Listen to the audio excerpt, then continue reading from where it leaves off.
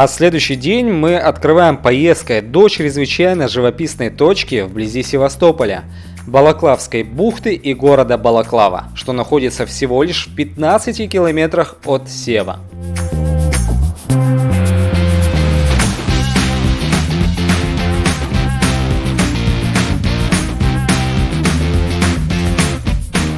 Я не просто так вставил здесь кадр с подъемом. Вы только посмотрите, насколько сильны здесь порывы ветра, которые готовы обрушить тебя не то на землю, не то вниз в море со скалы. Чудом еще, что остался на ногах. И ветряной свист приходится глушить в динамиках.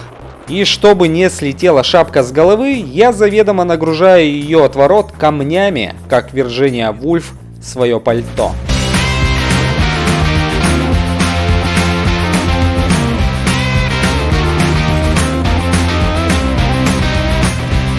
Сегодня идет шальной ветер, невообразимо дергает, как струнами, играет по твоему телу. Генуэзцы-торгаши и на этих берегах побывали, оставили после себя многочисленные руины. Чуть позже мы еще вернемся в Судак, и я покажу вам их крепостной замок на скале. Это нечто. Хоть и ветрено, но плюс 20 и жить еще можно.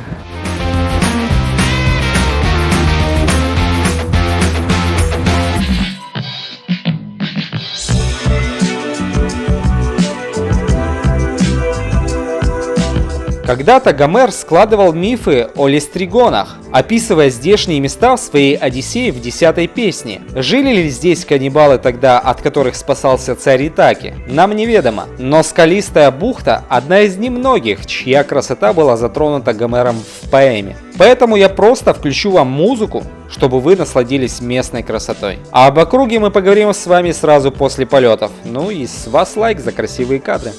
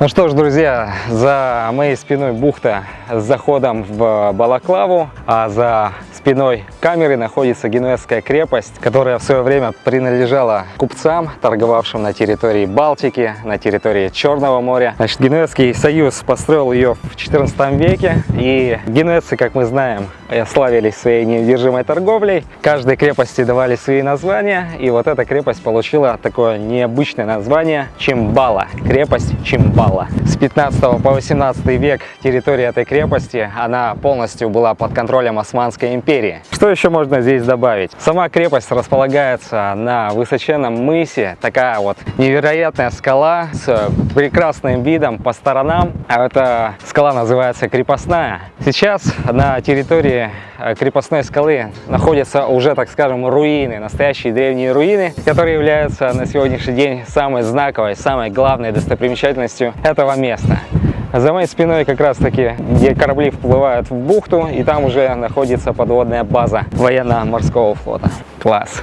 А вообще, пока этот фон Балаклавы не исчез из-за моей спины, я хотел бы вам сказать, что Балаклава в первую очередь у меня ассоциируется не с музеем подводных лодок и бывшей военной базой, не с Генуэзской крепостью, которая находится за спиной, а именно самим названием Балаклава. Вот сейчас у меня в руках типичный образчик испанского бафа. Бафы были придуманы в 70-х годах 20 века испанским байкером, который колесил по Каталонии и искал защиту от пыли. Чем же известна балаклава? Ведь она является, так скажем, сородичем этого бафа. Ну, в первую очередь, балаклаву от бафа, трубчатой такой материи, отличает то, что у нее есть, во-первых, помимо капюшона еще и верхняя составная часть. Шьется она, как правило, из меховых тканей, из шерстяных тканей и является очень теплой. В общем-то, друзья, согласно легенде, в 1854-1855 году, когда здесь наступила очень суровая зима и шла Крымская война в самом разгаре, когда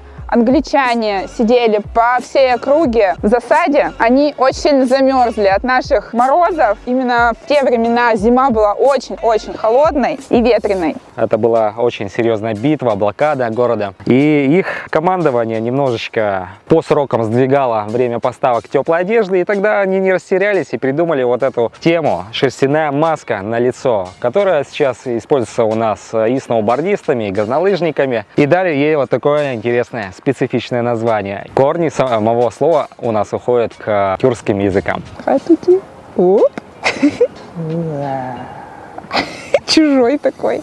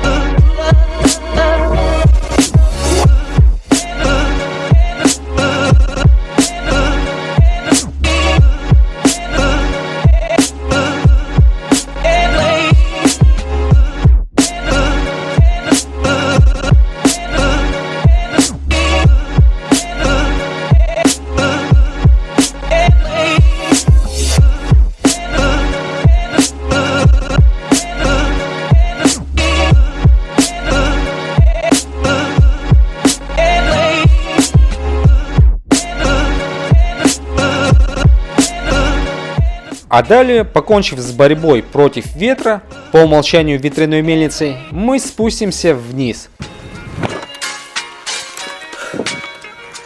к самому городу, который закрывается с восточной стороны большой скалой, горой Кефала-Вриси, сохранившей в своем названии греческие ноты. Прямо с видом на гавань здесь есть заведение «Шустрый кок» с неплохим фастфудом. За наводку Вере огромное спасибо.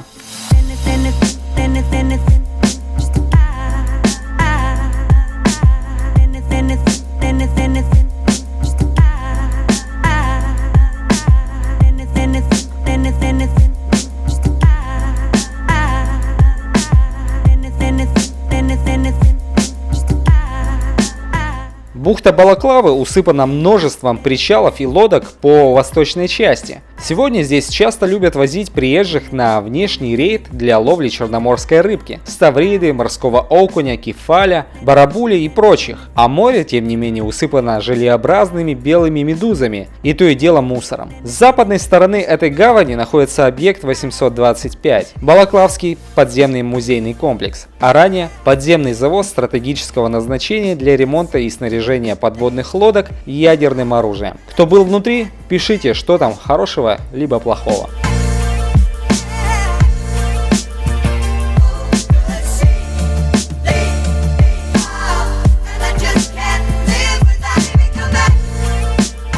На горе Кефала-Вриси, что стоит за населенным пунктом Балаклава, есть большое распаханное поле, на котором выгуливаются сегодня в свободном стиле лошади, употребляющие в качестве снеди изрядное число ништяков из карманов проезжающих мимо. Просто посмотрите, как нужно делать команду лошадке, чтобы она заручилась дополнительной провизией в свой желудок. Но если в общих чертах, то распаханное поле предположительно готовится под посадку виноградника, хотя еще 80 лет назад это поле было долиной смерти, поскольку оказалось нейтральной полосой между позициями советских и немецких войск.